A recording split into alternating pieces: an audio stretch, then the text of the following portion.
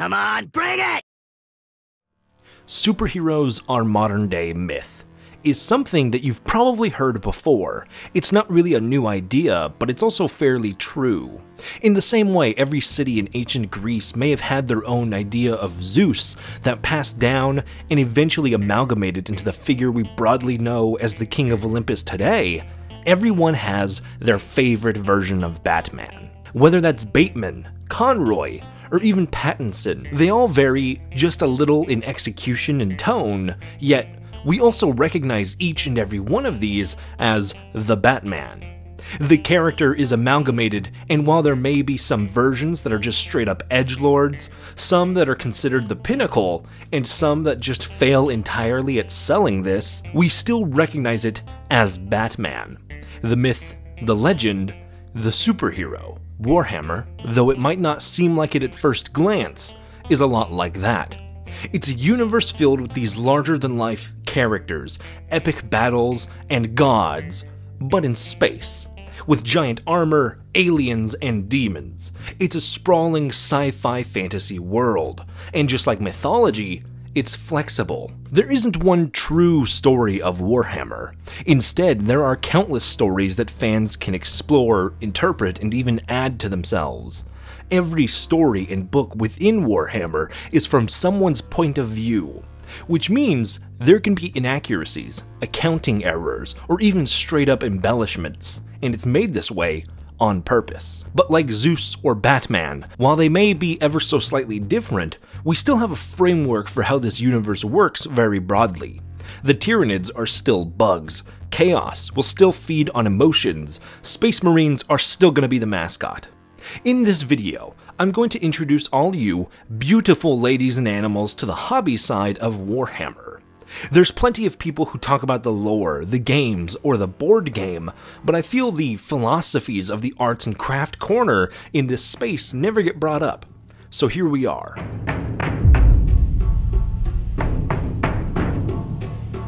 So, what even is Warhammer? At its core, Warhammer 40k is a tabletop game where you assemble and paint miniatures, which are small models of soldiers, aliens, and other fantastical beings. Then, you play with those models on a battlefield, rolling dice and strategizing to see who comes out on top. But here's the twist. It's so much more than just a game. Warhammer's universe has grown to span countless novels, video games, comics, and more. It's a universe known for being grimdark, which means the future is a terrible place. There's constant war and everything is bleak and unforgiving. But at the same time, that's what makes it so interesting. Everyone is the bad guy. Now, I have my own issues with grimdark that I spoke about in another video, but for the basics today, Warhammer gives you a framework filled with heroism, tragedy, gods, monsters, and everything else you need for an epic story.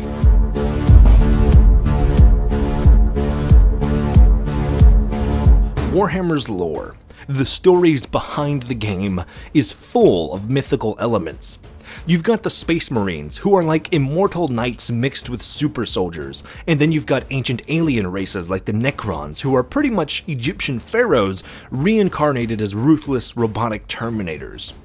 A lot of it is fantasy in space, but even more so, the way these fantastical factions are set up are left vague in a lot of ways.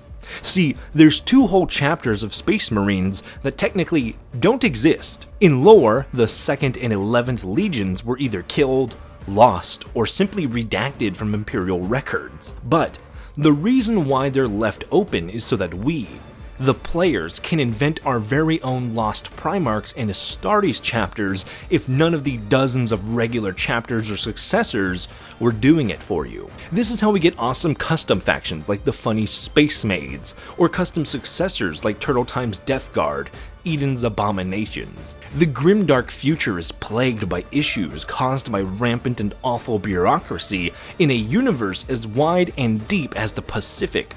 So that if you wanted to have some long-lost Space Marine chapter, a forgotten Necron tomb world, some Tyranid hive fleet or Orcish war party in some far-off corner of the universe that had gotten lost in records or simply forgotten, there's plenty of room to invent something like that. There's this concept around Warhammer that I personally love, that goes everything is canon, nothing is true.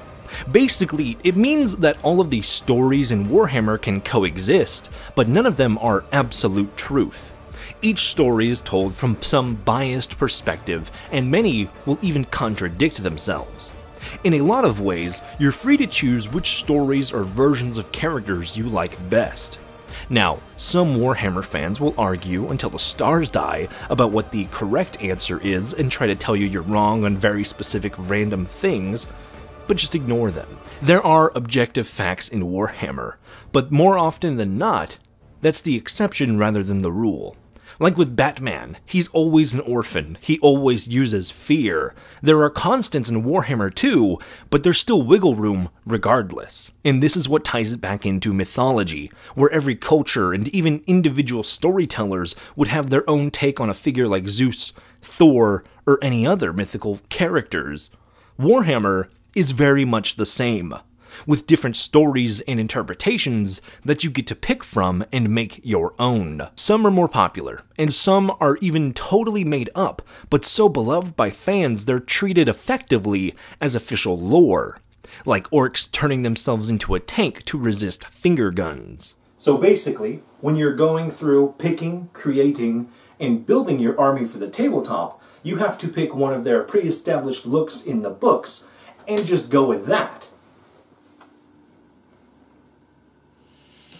Or do you?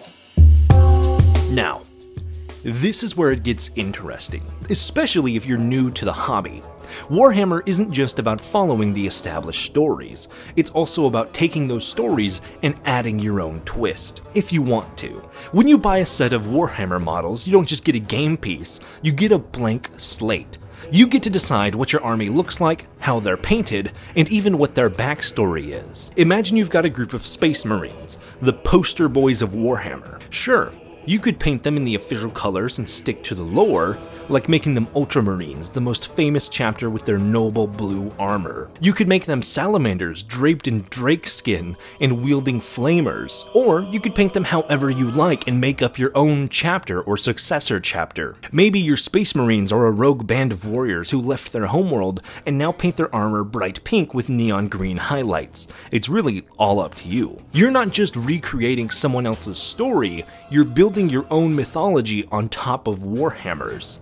Your army could look exactly like it stepped out of official lore. It could be a blend of official lore with your own additions on top, or it could be a mishmash of colors, themes, and styles that make it uniquely yours. Go full on Skittle Marines. Now, the tabletop game itself has rules on how your models should be used in battles, how many of each type you can have, what they can do, and so on. But here's the cool part, there are no rules about how you have to paint them or what kind of story you can give them. Even if you're new to painting miniatures, there's no wrong way to do it. You can make them gritty and realistic or paint them like they've just stepped out of a cartoon. Like for me personally, I just got a box of Custodes and I dressed one of them up as if they were tainted by chaos, which is a very tic-tacky thing in the lore. It's never happened officially, but there's nothing saying that it couldn't happen, so I did it anyways. On the tabletop, these guys would use and act like they were regular Custodes. I just personally dressed up the models to look more like chaos. But as far as the game goes, they're still Custodes. It still counts. This is one of the things that makes Warhammer different from a lot of other hobbies. You're not just a player, you become a creator. You get to decide what your army means, what they stand for, and how they look.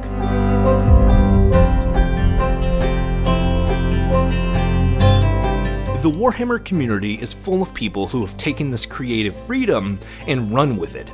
You'll find armies painted in ways you'd never expect, from Space Marines that look like characters from pop culture to Tyranids decked out in psychedelic colors. Some people even invent entire factions or characters that never existed in the official lore. A favorite example of mine is Midwinter Minis, who makes custom stuff here on YouTube all the time. From a giant Great Unclean One to rival an Imperial Warlord, to Chaos-influenced Tau, to a Oogie Boogie with the thickest cheeks in the 41st millennium. And the best part, you don't have to be an expert to get started. You can find inspiration from people on Instagram, YouTube, TikTok. There are tons of creators sharing their unique takes on Warhammer. They'll show you that you can mix things up, paint your models however you want, and really make this universe your own.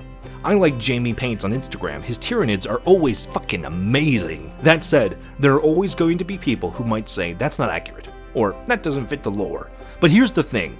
Mythology is all about evolution.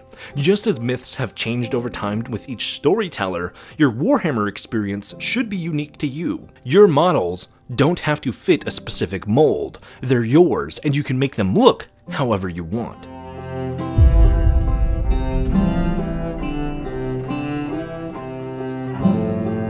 The coolest part about Warhammer to me is that it's not just a game or a story. It's a chance to make something that's just completely yours, whether it's backstory for your army, a diorama of an epic battle, or just a crazy paint job that you're proud of. It all adds to the experience. You don't have to be a professional painter or know all the lore to get involved. Just start with whatever interests you. Find a faction that speaks to you, and then let your creativity run wild.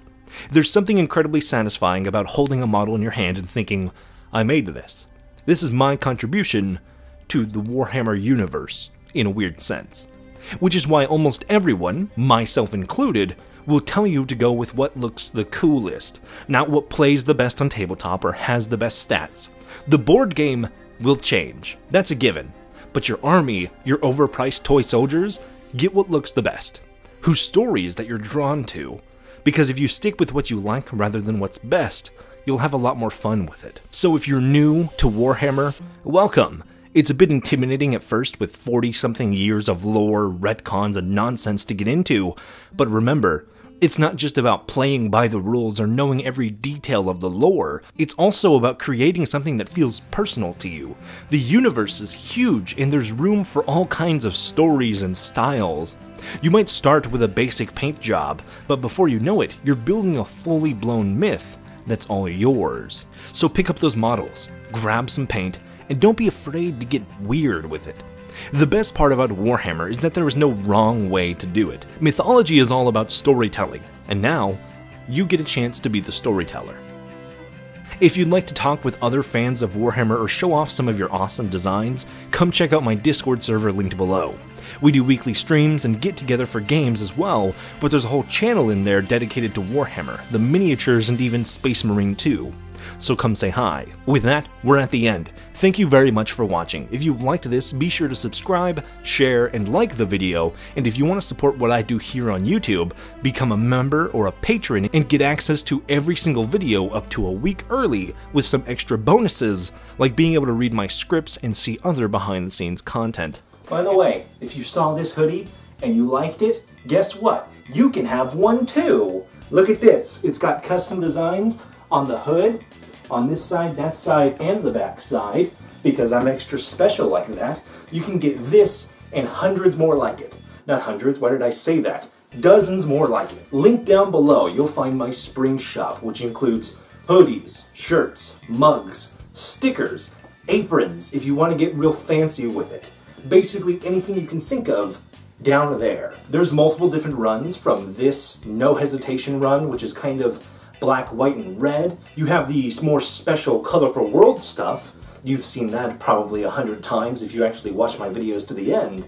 And of course, you have all the stuff that has my goddamn stupid name on it. As always, if you want to help me help a good cause, buy any one of these merchandise options down below. 100% of the proceeds go to my local food bank, because rather than just asking to do a good thing, I want to give you something in return, and this is my easiest way of doing that. So get yourself an awesome, super soft and warm piece of clothing while doing something good at the same time. As always, stay cool, have fun, and be awesome. Buster out. Tabletop, you have to go with one of their established looks written in the books. You have to just go through, pick one of their looks from the books, and just go with that.